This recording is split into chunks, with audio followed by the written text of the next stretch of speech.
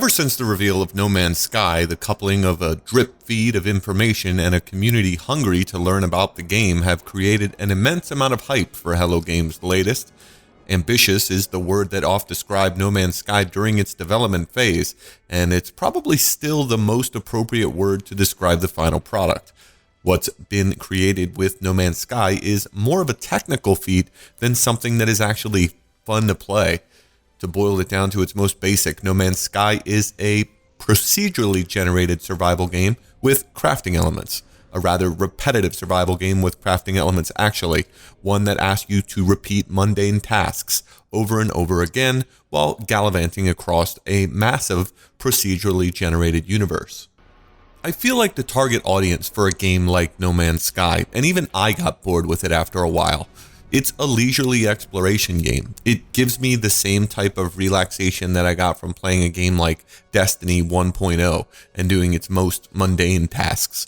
It's like walking around World of Warcraft as a tourist, completing objectives that really don't have any meaning to you.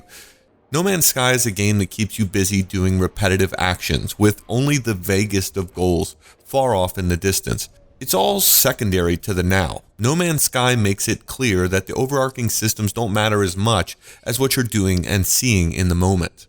That said, the game's biggest asset is in the procedural generation of new worlds. So, on one hand, there's an endless number of places to visit and explore. On the other, you'll be doing pretty much the same thing when you get there. That's the real unfortunate thing with No Man's Sky. The procedural generation just doesn't have enough variety to keep things interesting. There are only so many times you can fly to a question mark and press a button to collect your points before you start getting bored with the whole process. The hook is that you might see something cool, something interesting, something that no one else has seen before, that there might be some cool upgrade for your suit, weapons, or ship. That's the hook of the first 10 hours or so with the game, but as it wears on, this starts to feel more like a facade. 30 hours in, and the coolest thing I experienced was an aggressive Ewok-looking character, which had to be put down and turned into carbon. Due to the procedural generation of the game, you're not even guaranteed to see some of its cooler planets, climates, wildlife, or structures. I haven't seen anything that's even close to the stuff that was shown in the trailers over the last few years. Nothing that's blown me away. Nothing that's made me so much as even crack a smile. While this all sounds pretty negative, I've certainly been impressed by the visuals of No Man's Sky, the sheer size of it, the music, and the laid-back nature of the game. No Man's Sky has only a very loose structure, which you can veer off of at any time. There are 3 unique paths that you can follow that will have an impact on your game experience in the latter stages.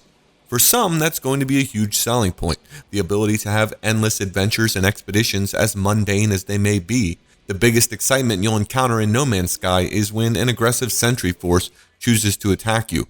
Wildlife is aggressive, or you land on a planet that is prone to violent storms. There's no adventure here. Everything feels more clinical in No Man's Sky, even unmemorable. The things that feel like they were shoehorned into the game to make it more exciting aren't. Pirate ships looking to rob you and space battles that you can join in on just don't hit the high notes that they should to keep the game feeling varied and natural. Instead, it all feels very scripted and mathematical. So, No Man's Sky isn't a game for action junkies. It's a game for people that like managing inventories and upgrades, crafting materials, and doing busy work. That sounds horrible, but there are those people out there. I mean, I'm one of them. I love No Man's Sky for this. It's a game that I can play while doing other things, as I have no fear that I'll be missing something important while I'm listening to a podcast or chatting with friends. And this game has a lot of systems to manage and farming to be done. The primary thing you'll be doing is managing your exosuit, starship, and multi-tool.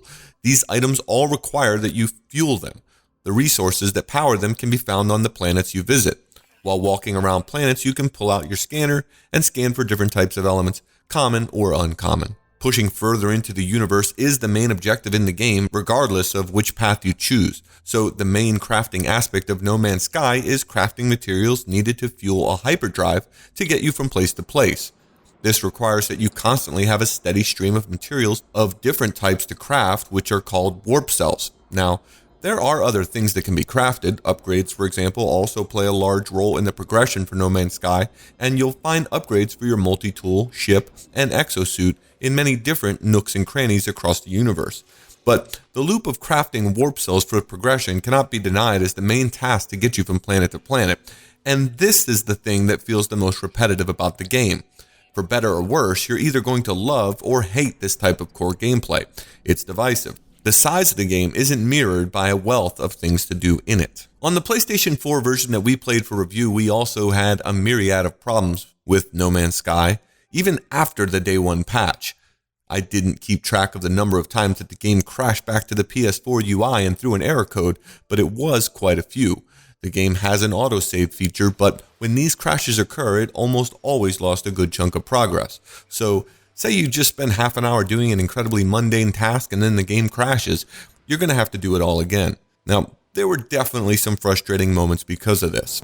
For a game as massive as No Man's Sky, the bugs and oddities were relatively little, and they didn't hinder my enjoyment of the title in more than just a few incidents. So here's the verdict on No Man's Sky. As one of the most anticipated games of 2016, No Man's Sky is somewhat of a letdown.